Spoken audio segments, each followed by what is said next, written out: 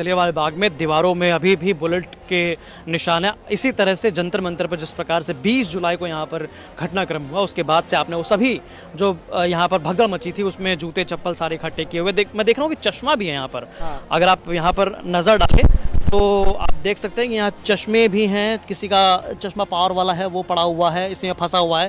Caps बहुत सारी हैं और इसके अलावा देखें वहाँ पर भी कैप पड़ी हुई है, पानी की बोतलें भी हैं, तो कई सारी चीज़ें यहाँ पर पड़ी हुई है। साहिल, भीड़ बहुत ज़्यादा है, मतलब यहाँ पर तो भीड़ है ही है, लेकिन इससे कहीं ज़्यादा भीड़ सड़कों पर है। जो सेंट्रल मतलब सीपी से लेकर संसद मार्ग तक का रास्ता है या सीपी से लेकर जनपद तक का रास्ता है, उन दोनों ही रास्तों पर बहुत भीड़ है और इस बीच वाले कॉरिडोर में तो बहुत ज़्यादा भीड़ है। नमस्कार, मैं गौरव कुमार पांडे और इस वक्त यूपी तक की टीम मौजूद है जंतर मंतर दिल्ली में। मैं आपको बता दूं कि आज 23 जुलाई है और आज मंच पर आप देख सकते हैं वैसे ही लोग जो हैं यहाँ मौजूद हैं।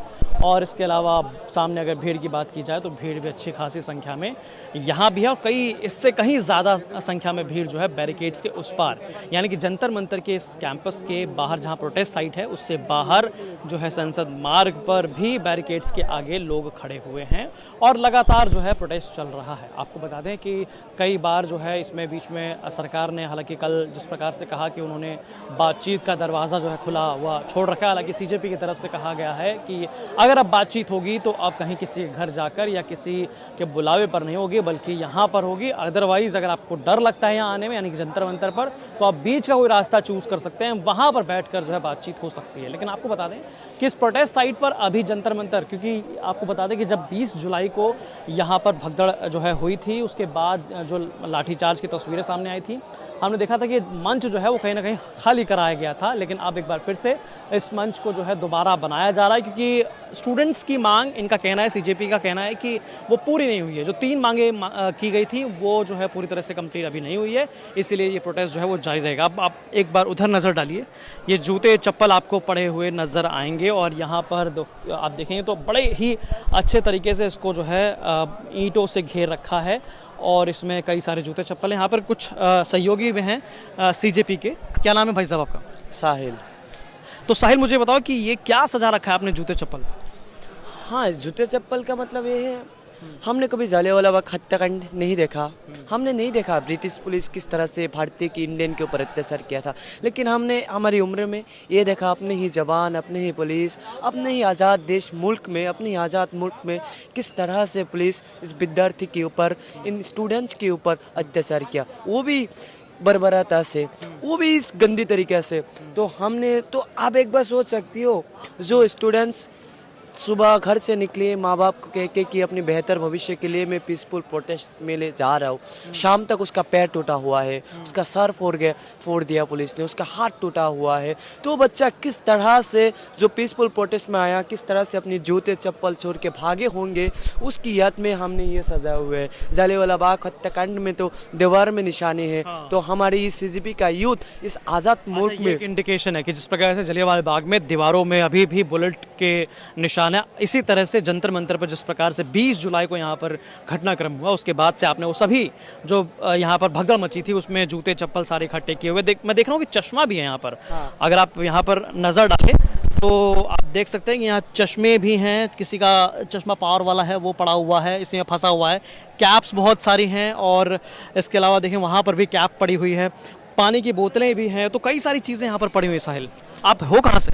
मैं आसाम से हूँ। अच्छा, आप असम से? हाँ। अच्छा, तो मुझे बताइए कब से आप सीजेपी के साथ जुड़े? मैं पहले दिन से सीजेपी के साथ जुड़ा हूँ और अभी मैं नेशनल मीडिया कोऑर्डिनेटर हूँ सीजेपी का। तो आप मतलब कब सीजेपी के बारे में आपको मालूम चला और आपको इंटरेस्ट लगा कि आपको ज्वाइन करना चाहिए?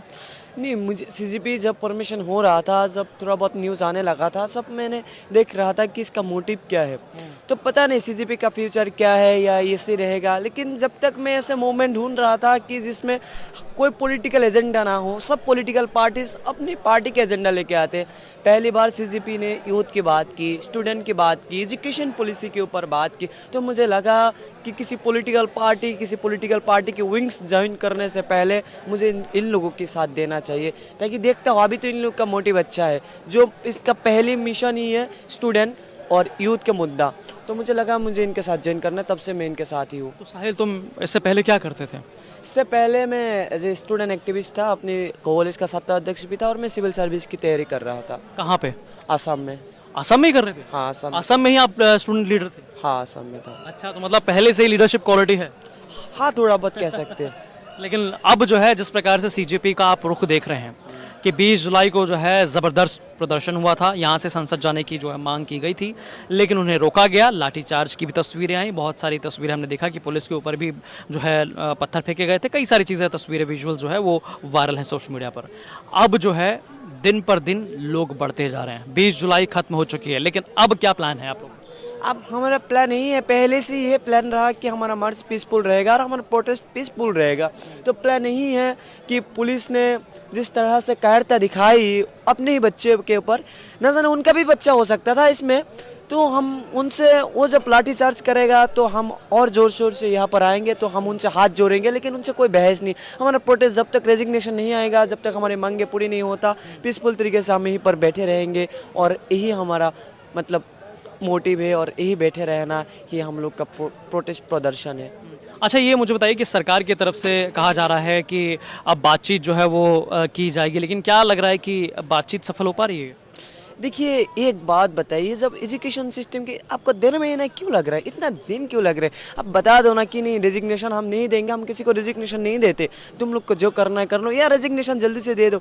ये सारे विद्यार्थी बैठे हैं, किस लिए? इनको सत्ता में जाने का नहीं है कि हम एमपी बनेंगे, एमपी बन जाएंगे यहाँ प्रोटेस्ट करके, या कल मुझे मिनिस्ट्री चाहिए, या मुझे किसी स्टेट का सीएम बनना है। मुद्दा तो वो नहीं है, हम अपने बेहतर भविष्य के लिए आए हैं। अगर आप वो ठीक कर दो तो कौन सा यूथ अब बता दो कि जो अपने घर छोड़ के इतना दिन से यहाँ पर बैठे रहेगा?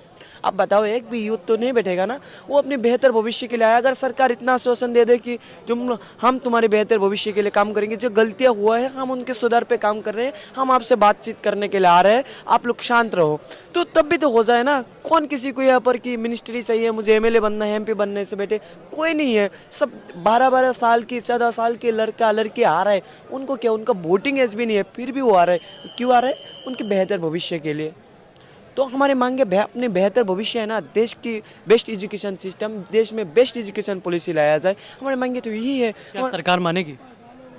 देखो डेमोक्रेटिक कंट्री में अगर सही में ये मानते हो कि लोग मानते हैं कि सही में हम डेमोक्रेटिक कंट्री में हैं, तो सरकार को मानना बहुत ज़रूरी है। अगर उनको लगता है कि डेमोक्रेसी के नाम पे हम डिक्टेटरशिप करेंगे या अपनी मन मर्जी करेंगे, तो ये तो डेमोक्रेसी नहीं होगा। तब तक तो हम यहाँ पर बैठेंगे और उनको मानना ही पड़ेगा। तब हम अपना तरीका जानते हैं, उनको मानना ही पड़ेगा। अच्छा, आपके घर वालों का फ़ोन नहीं है कि साहिल तुम कहाँ हो, क्या कर रहे हो, बड़ा रिस्की है, लाठी पड़ जाएगी?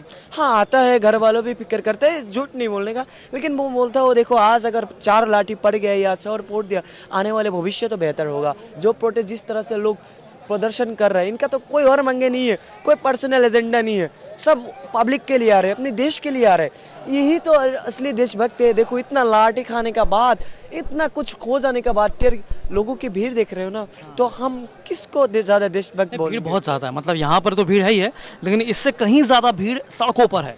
जो सेंट्रल मतलब सीपी से लेकर संसद मार्ग तक का रास्ता है, या सीपी से लेकर जनपद तक का रास्ता है, उन दोनों ही रास्तों पर बहुत भीड़ है, और इस बीच वाले कॉरिडोर में तो बहुत ज़्यादा भीड़ है। हाँ बिल्कुल, लेकिन मुझे शर्म इस बात का है कि हम एक डेमोक्रेटिक कंट्री में सही में रह रहे हैं। जिस देश में विद्यार्थी प्रोटेस्ट कर रहे हैं, उनको लिए स्पेशल फोर्स बुलाया जा रहा है, जिस फोर्सेस को बॉर्डर में रहना चाहिए, रिमोट एरिया में रहना चाहिए। ये तो विद्यार्थी है, अपने देश के भविष्य, आगे जाके यही विद्यार्थी देश का पीएम बनेगा, प्रेसिडेंट बनेगा, डीएम बनेगा, एसपी बनेगा। आप एक बात मानो तो इनके ये जो विद्यार्थी है 15 साल की, 12 साल की, इनका इमेज कैसे बिल्डअप होगा अपने देश के जवान के प्रति, अपने देश की पुलिस के प्रति? आगे जाके इसका इमेज कैसे रहेगा, कैसे बयां करेगा कि अपने देश का पुलिस कैसा था, अपने देश का सरकार कैसे था? तो मुझे लगता है सरकार इनके गंभीर तरह से लेना चाहिए और इनसे बातचीत करना चाहिए। यार स्पेशल फोर्स बुलाने से कुछ नहीं होता, कोई साबित नहीं। क्या साबित करना चाहती है सरकार? जो जवान को रिमोट एरिया में रहना चाहिए, वो दिल्ली के जंतर मंतर जहाँ पर विद्यार्थी है, कोई और भी नहीं है, उनको कंट्रोल करने। आप एक बार सोच सकती हो किस तरह से देश का डेमोक्रेसी गिर रहा है, किस तरह से सरकार तानाशाही कर रहा है। स्पेशल फोर्स बुला रहे। मुझे कभी कभी इस देश की बहुत चिंता होती है कि सही में जो सरकार इस तरह से बात करते हैं, जो सरकार डेमोक्रेटिक वे में हमने सुना दिल्ली भेजा उनको, वो आप सब भूल गए।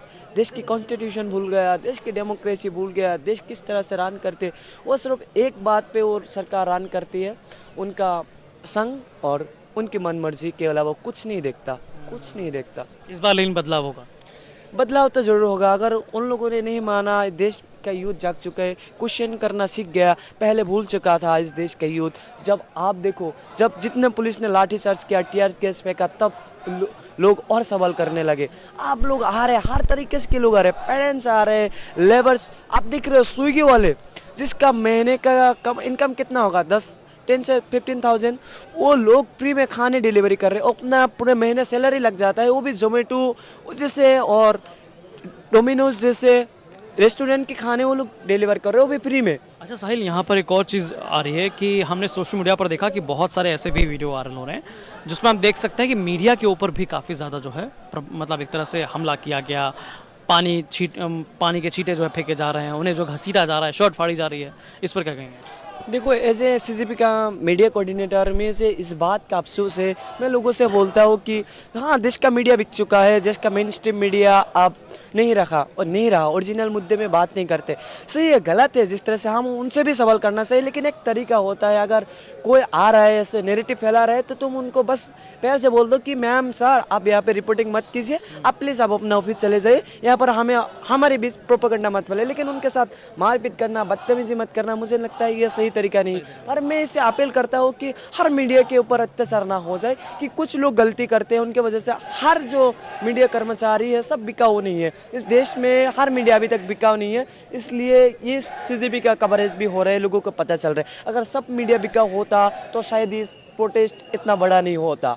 तो मेरे लोगों से एक ही अपील है कि अगर आप सीजीपी का सपोर्टर हो, अगर आप सही में देश में कुछ बदलाव चाहती हो तो क्वेश्चन करो। अगर उनसे आपको दिक्कत लगती है कि ये प्रोपेगेंडा नैरेटिव वाली मीडिया है, तो उनको यहाँ से बोलो कि रिपोर्टिंग करना बंद करो, लेकिन एक तरीका से, एक बातचीत से, ज़बरदस्ती नहीं, उनके साथ बदतमीजी नहीं। ठीक है, शुक्रिया साहिल। तो हमारे साथ साहिल थे जो बता रहे हैं किस प्रकार से यहाँ पर जो है 20 जुलाई के बाद तस्वीरें बदली। हालांकि हमसे बातचीत भी उन्होंने की कई सारे मुद्दों पर। तो यहाँ आप देख सकते हैं कि किस प्रकार से जूते चप्पल जो है एज एक तरह से संदेश, एक संकेत की तरह जो है यहाँ पर रखे हैं। लेकिन अगर आपको दिखाए तो यहाँ पर ये ग्रिल भी जो थी, उस ग्रिल को भी आप देखिए किस प्रकार से यहाँ नीचे गिर गई है। तमाम जो बैनर्स थे जो बनाए गए थे सीजीपी द्वारा, वो बैनर्स भी जो है आप देख सकते हैं फट चुके हैं। चेयर कुर्सी भी आप देखिए 20 जुलाई की घटना के बाद से जो है टूट गई हैं। और अगर आप ऐसे ही देखते हुए चलें तो दीवारें और आप देखिए जो टेबल वगैरह रखा था वो टेबल भी तोड़ दिया गया है। और बाकायदा सीजीपी जो भगदड़ जो यहाँ पर मची थी पुलिस के लाठीचार्ज के बाद, उसके बाद की तस्वीरें ये आप देख सकते हैं कि किस प्रकार से पूरा ये घटनाक्रम हुआ। हालांकि आपको बता दें कि यहाँ पर अभी भी कुछ पुलिस की फोर्स वहाँ पर मौजूद है। हर जगह जो एंट्री और एग्जिट पॉइंट्स है वहाँ पर पुलिस और आरएएफ के जवान जो है वो तैनात हैं। लेकिन कुल मिला जुलाकर ये सीजेपी का प्रोटेस्ट अभी भी जारी है। और यहाँ जो सीजेपी के तमाम कार्यकर्ता हैं उनका कहना है कि ये प्रोटेस्ट तब तक जारी रहेगा जब तक ये 3 जो मांगे थी, जिसमें पहली मांग जो थी वो ये थी कि धर्मेंद्र प्रधान का इस्तीफा हो जो शिक्षा मंत्री हैं।